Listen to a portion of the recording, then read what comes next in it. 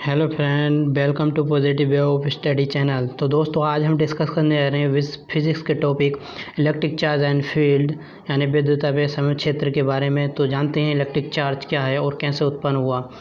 तो दोस्तों, electric charge जो है हमारा 600 ईसा पूर्व यानी कि 2600 साल पहले आज के टाइम से खोजा गया था और इसकी डिस्कवरी का क्रेडिट जाता है थेल्स को, जो ग्रीन देश मिटलस का निवासी था।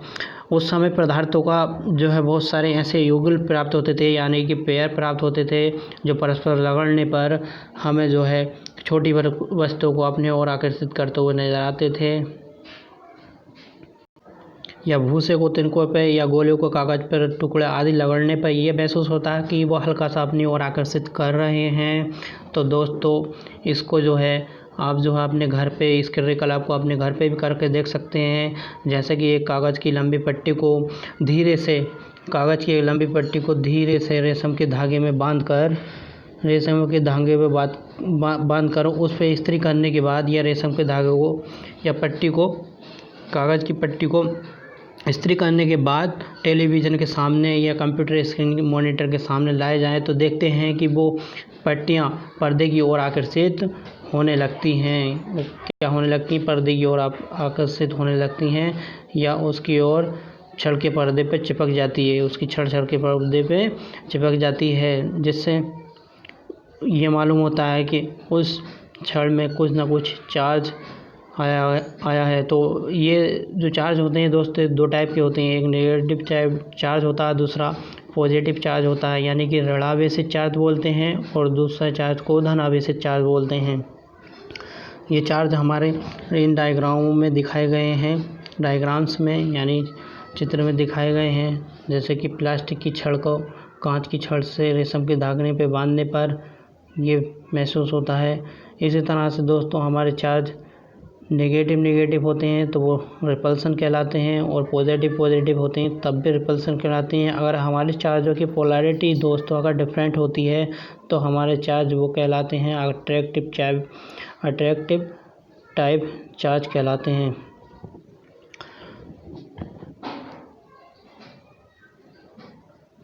तो दोस्तों, आइए इसके बारे में जानते हैं आगे। वर्षों पहले अनेक प्रयास किए गए थे, वैज्ञानिकों द्वारा एक्सपेरिमेंट किए गए थे और उन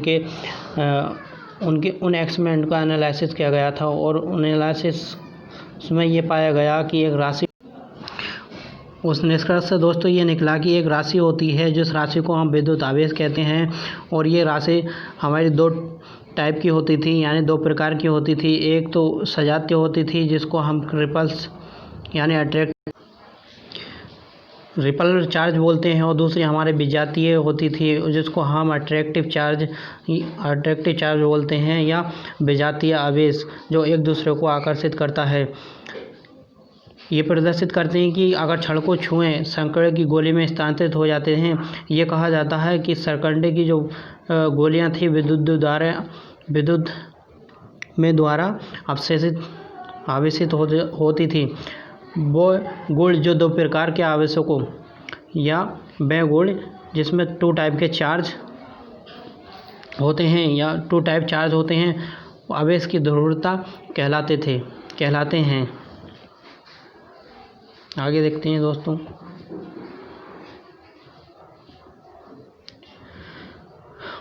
यू नो वेरी वेल, यानी कि आप बहुत अच्छी तरह से जानते हैं कि जो हमारे पदार्थ बने होते हैं, मैटर बना होता है, वो हमारे एटम यानी परमाणु और अणु यानी एटम और मॉलिक्यूल से बना होता है। सामान्य अवस्था में ये पदार्थ हमारे विद्युत उदासीन पाए जाते हैं।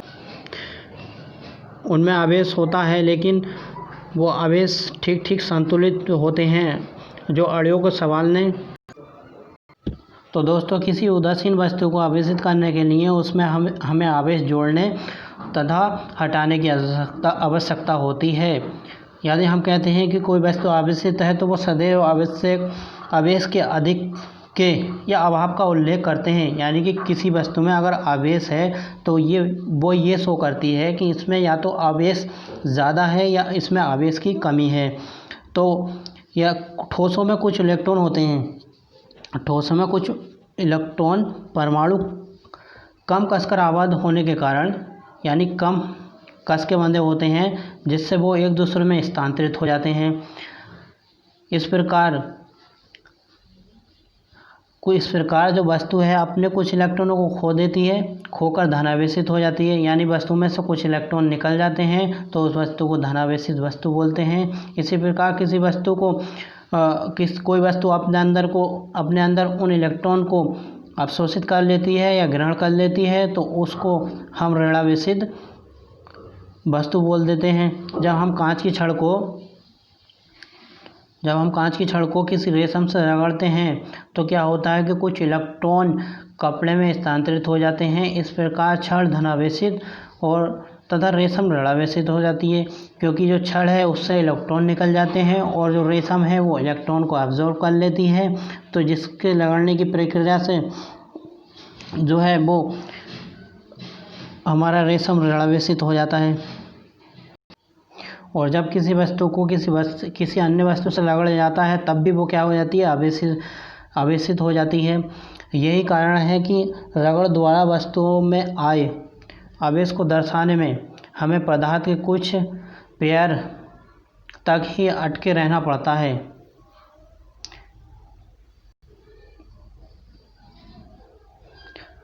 आइए दोस्तों जानते हैं कंडक्टर क्या होता है और इंसुलेटर क्या होता है। जैसे कि हमने आवेश के बारे में अभी पढ़ा है, तो दोस्तों जानते हैं कि जैसे कि कुछ पदार्थ जो है अपने अंदर विद्युत को प्रवाहित होने देते हैं, जैसे कि एल्युमिनियम होता है और कॉपर। तो इस टाइप के जो पदार्थ अपने अंदर आवेश को या विद्युत को प्रवाहित होने देते हैं,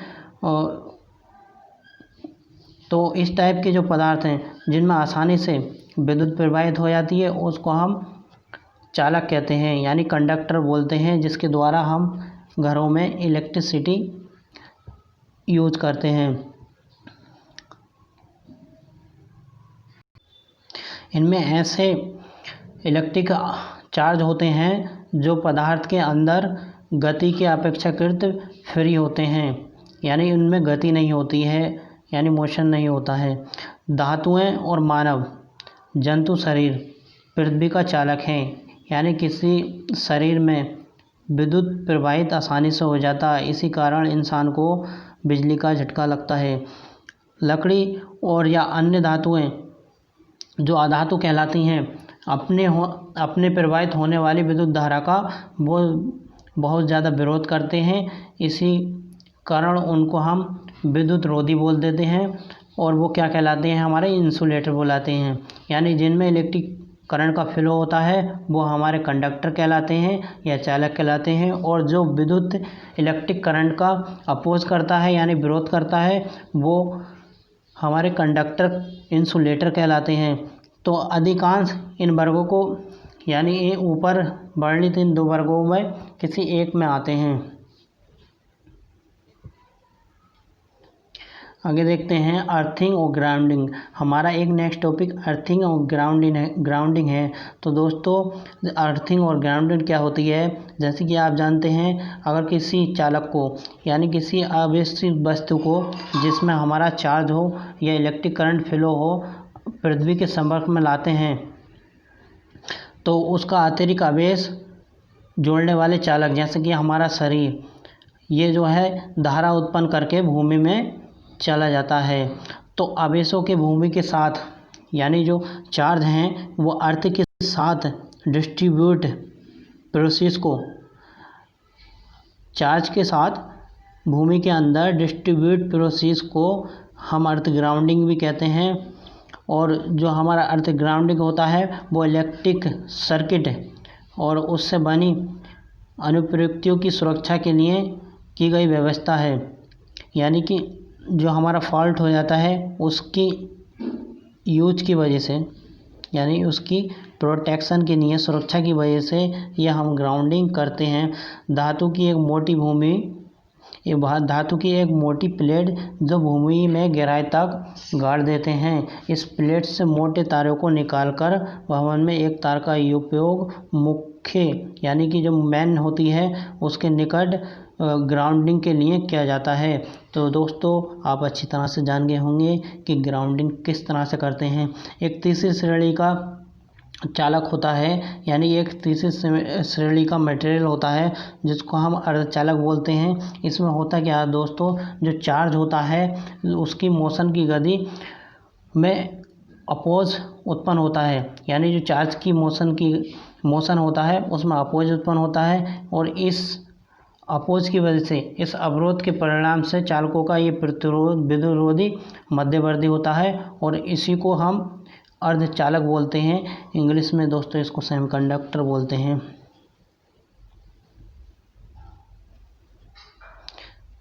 तो दोस्तों जानते हैं कि प्रेरण द्वारा आवेशन कैसा होता है, यानी चार्जिंग बाय इंडक्शन। तो दोस्तों इसमें ए और बी दो छड़ें होती हैं, जिसको गोले के द्वारा, जिसको ए जो धनावेशी छड़ होती है उसको गोले के द्वारा उसके करीब लाया जाता है, और इसमें गोले के मुक्त इलेक्ट्रॉन गोले की छड़ की ओर को आकर्षित होते हैं, जिसमें गोला बी दे रखा है जो पृष्ठ पर जो है धनावेशित ज़्यादा होता है, जिसमें धनावेश धन आयन होते हैं। दोनों के प्रकार धातु के गोले में आबद्ध रहते हैं, पलायन नहीं कर पाते, यानी कि दोनों के जो इलेक्ट्रॉन है वो बंधे रहते हैं, जो वहाँ से निकल नहीं पाते, जो कि डायग्राम हमारे बी में दे रखा है। और इसी तरह से इसको गोला जो ए है हमारा, वो पृष्ठ के बाएं ओर ऋणावेश की अधिक मात्रा में है। ये जो है हमारा उसमें ऋणावेश है, जिसकी ऋणावेश की अधिकता है। जो गोले दायां है, जो पृष्ठ के यानी जो राइट साइड में है, इसमें देख सकते हैं कि इसमें जो है हमारा जो पॉजिटिव चार्ज है वो मैक्सिमम है। तो इससे क्या होता है दोस्तों, यहाँ के इसके यानी कि इलेक्ट्रॉन यहाँ पे स्थानांतरित हो जाते हैं, तो एक क्षण के द्वारा दूसरी क्षण में जो है प्रेरण उत्पन्न हो जाता है। तो इस प्रक्रिया को आवेश का प्रेरण कहते हैं। तो इस विधि द्वारा, यानी इस तरीके से जो है एक क्षण से दूसरी क्षण में आवेश को प्रवेश हो जाने को, एंटर कर जाने को, चार्ज को हम चार्जिंग बाय इंडक्शन कहते हैं। तो दोस्तों एक एग्जाम्पल है, उसके बारे में हम जानते हैं। जैसे कि अगर किसी धातु के गोले को बिना स्पर्श किए धनावेशित करना है तो कैसे कर सकते हैं। तो आइए दोस्तों इसके बारे में हम जानते हैं। तो इसमें चित्र 1.5 में इसको शो किया गया है, जो कि एक स्टैंड पर कोई अनावेशित धातु के गोले को रखा गया है, जिसमें यह दिखाया गया है कि उसके निकट छड़ लाइए, कोई ऋणावेशित छड़ लाइए। जैसे कि ये हमारी ऋणावेशित छड़ है, यहाँ पे देख सकते हैं ये ऋणावेशित छड़ है यहाँ पे। तो वो इलेक्ट्रॉन को प्रतिकर्षण करके उसके सिरों से दूर एकत्रित हो जाती है, जैसे कि यहाँ पे देख सकते हैं उसके सिरे से दूर एकत्रित हो जाती है। जब गोले के धातु के मुक्त इलेक्ट्रॉन पर लगने वाले नेट बल शून्य हो जाता है, तो आवेशों के वितरण पर यह प्रक्रिया बंद हो जाती है। किसी चालक तार द्वारा गोले को भूसंकोचित यानी अर्थ ग्राउंडेड कर दिया जाता है, जैसे कि यहाँ पे कर दिया गया है। तो इसको अर्थ ग्राउंडेड कर दिया जाता है, जिससे जो है हमारे इलेक्ट्रॉन भूमि में समा जाते हैं, यानी कि भूमि के अंदर चले जाते हैं, और जिसके कारण बल उत्पन्न होता है, और उसमें एक फोर्स प्रोड्यूस हो जाता है। उसके बाद गोले का जो अर्थ ग्राउंडिंग है उसको तोड़ दिया जाता है, जिससे धनावेश की वस्तुता बनी रहती है, और जो है वो इलेक्ट्रिसिटी यानी विद्युत में छड़ को हटा लेते हैं, तो उसमें एक समान रूप से जो आवेश फैल जाता है। जैसे कि हम यहाँ पे देख सकते हैं डायग्राम ई में, एक समान रूप से सब जगह पे जो है आवेश फैल गया है दूसरी छड़ की वजह से, जो हमने इसको ग्राउंडिंग यानी अर्थिंग दी थी या इलेक्ट्रॉन दिया था। इस प्रयोग में यह होता है कि जो धातु का गोला है वो प्रेरण की प्रक्रिया द्वारा आवेशित हो जाता है। ये प्रेरण इस जो छड़ है इससे गोले में प्रेरण उत्पन्न होता है। तो इस प्रक्रिया द्वारा यहाँ पर जो है हमारा चार्ज प्रोड्यूस हो जाता है और इसका अपना कोई आवेश भी नहीं खोता है। और प्रेरण द्वारा या इंडक्शन द्वारा धातु के गोले को द्रवीभूत करने की प्रक्रिया के भी यही टाइप होते हैं, यानी कि चरण होते हैं, जिसमें धनावेशित छड़ के गोलों को समीप लाया जाता है, जिसके द्वारा उसको अर्ध ग्राइंडिंग किया जाता है। तो दोस्तों आज का लेक्चर यहाँ पे समाप्त होता है। आई होप आपको समझ में आया होगा। अगर समझ में आया है तो बेल आइकन को प्रेस करके और सब्सक्राइब बटन को प्रेस करके चैनल को सब्सक्राइब करें और लेटेस्ट वीडियो के लिए बेल आइकन को प्रेस करें। Thank you so much.